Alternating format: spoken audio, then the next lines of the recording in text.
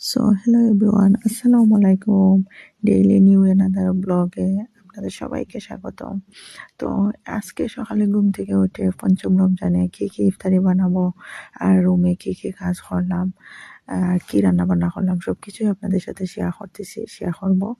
এখন হচ্ছে দেন আমি তো আমার বাজারগুলো গুছাইছি, আপনাদের ভিডিও দেওয়া হয়েছে না, নেক্সট দেব ইনশাল্লাহ।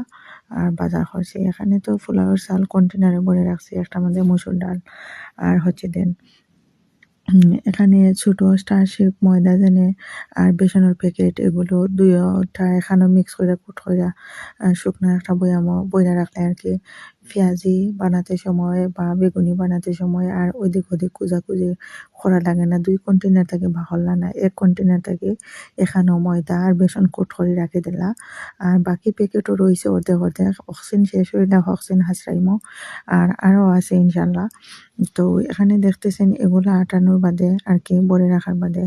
আর এখানেও তো ডাল ভিজায় রাখছি পেঁয়াজের জন্য। আর এখানেও মানে 1.5 কাপ মসুর ডাল আর 2 কাপ ফুলার চাল আর মেথি সিড দিয়ে ভিজায় রাখছি। আর এখন হচ্ছে দেন আমার সপ্তাহ মুছে একটু ক্লিন আপ করে আর কি আমি আমার বেডরুমের দিকে চলে যাচ্ছিলাম। আমার পাশে হেঁটে হেঁটে আমার মাথার দিকে হচ্ছে দেন আমার কিচেন আর কি। এখন হচ্ছে দেন পায়চারি করতেছিলাম ঘড়ির টাইম দেখলাম নামাজের টাইম হয়ে গেছে।